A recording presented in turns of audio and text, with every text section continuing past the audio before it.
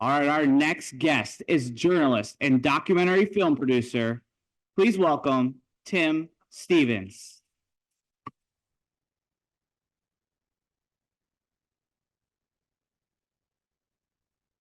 I'm Tim Stevens, and I was a sports writer at the Raleigh News and Observer for about 48 years. And during that time, I spoke to dozens. I was trying to count it up, maybe over 100 Olympians. And the thing that always impressed me is that you cannot look at someone and tell what the flame inside of them looks like. Olympians I talked to range from 7'4" Tommy Burleson to 5' Phoebe Mills. And each one of them had an undeniable flame inside of them that drove them to do things beyond what was expected. One of the ones I remember most was Dan Harrigan at NC State. He was a backstroker. In the Montreal Olympics, in the 200 backstroke, he received the bronze medal. I'd recently spoken to someone who told me the monetary value of a gold medal. So I said, ask him, what is a bronze medal worth? And he looked at me and said, 14 years of my life. And I said, was it worth it to do that to get the bronze medal? He said, yeah, it was. I had a flame that I had to look after.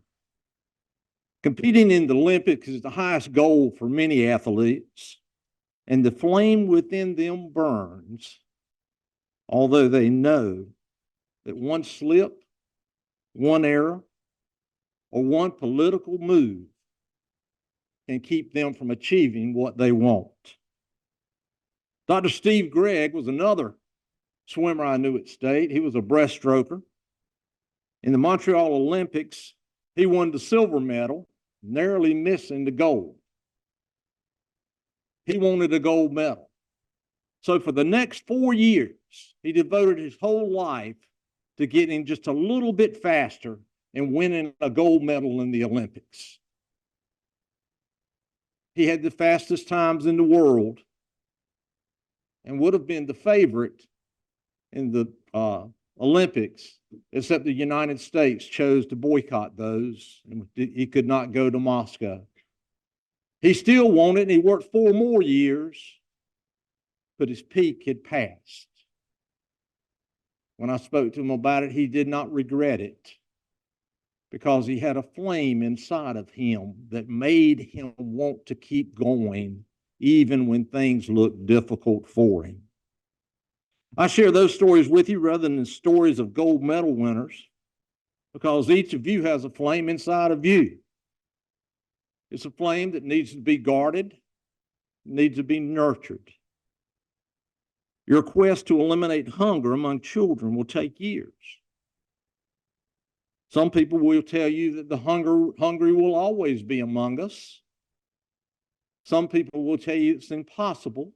Some people will say it costs too much.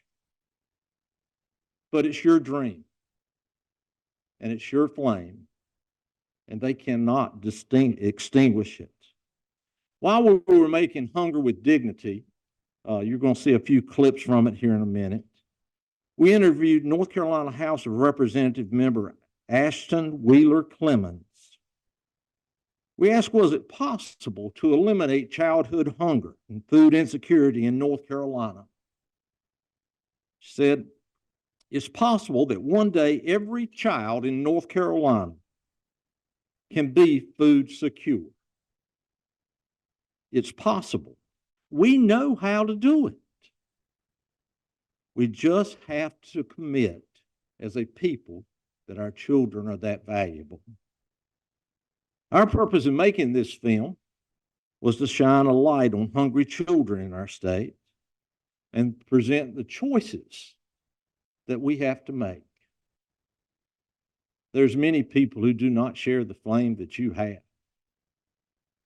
There's many people who do not know that a flame is needed. It's my hope that this film will stoke your flame and that we can use it to build fires in other people. This film has been shown twice on local television. We're dealing with 7 others, and we hope to have it on PBS within the next few weeks. But here's a few highlights from it.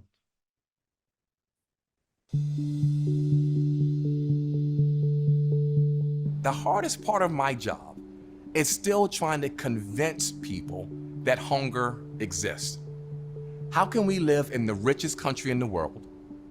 And to bring it even closer home, how can we live in a state that has one of the highest level outputs of fresh produce, and yet still 1 in 5 children go hungry? I think it really stems from great economic disparity in our state.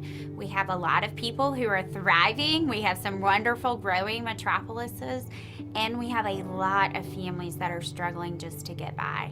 And when we have families who are fighting tooth and nail and literally deciding, do we put gas in the car? Do we get dinner tonight? Our children are the most vulnerable to suffer in that situation. And that's what that statistics show, and certainly what I've seen in my own experience. The bottom line is that work does not reward as well as it needs to. We have families in North Carolina that are working very hard, 2 and 3 jobs. They cannot afford health insurance, they cannot afford transportation costs, and they cannot afford food at a time when everybody is talking about the price of eggs and the price of milk. The cost to just get by and to feed your family is higher than ever. Food is always on the chopping block for individuals and families that are in tough decisions and have to make tough decisions. And they make these decisions, and especially families with children. It's real easy for a parent to say, I'm gonna let my child eat and I'm not gonna eat. But it's very hard to say, I gotta pay rent this month and nobody can eat. When I'm hungry, it's hard to not think about anything else because my stomach's just aching and my head hurts. Some things that are more difficult to do when I'm hungry is focusing in a classroom while I'm doing work, like reading a book. When I'm hungry, I'm moody. Sometimes I can get angry. It's basically my mind starts focusing on my stomach more than my actual work. One marker that we use for nutrition is iron status, and this is iron that goes into making our red blood cells. We know that one potential outcome of not having adequate nutrition is iron deficiency, and we know that iron deficiency is associated with lower IQ scores. I don't think until you see it up close and real, like I see it up close and real, do you truly understand and know what it means when a child is so hungry that they can't focus. And many times those that hunger manifests itself in behaviors that would be seen as being disruptive or just ill-behaved. I see a lot of people coming in right now, and it's like, why are you acting out? Why are you being kind of hateful? Why are you not fitting in? Why are you trying to go against the school rules or whatever?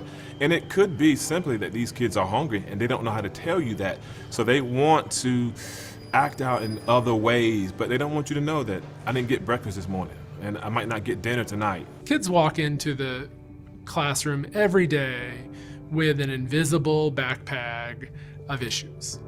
They're dealing with trauma issues at home, family experiences that are plaguing them.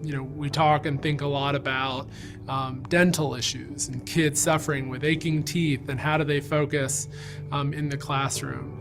But then on top of all of that, to add hunger, it is really hard for kids to succeed in that environment. I was in 9th grade, and I remember being terrified that people would know that I was poor.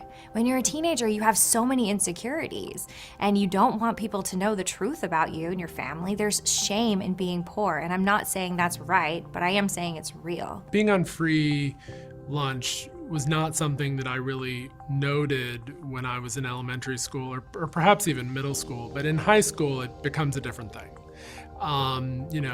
It's a time when kids are, hypersensitive to differences.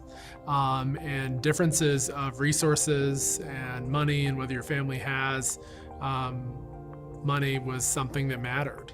To me, the stigma of being on free lunch said something. And so there were, a lot of times where that felt shameful.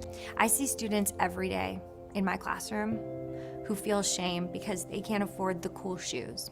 They can't afford to play a sport because it costs money to play a sport. Whose mom can't come to their games when they do play a sport because she can't afford to get in. We don't need our students to feel shame because they can't eat.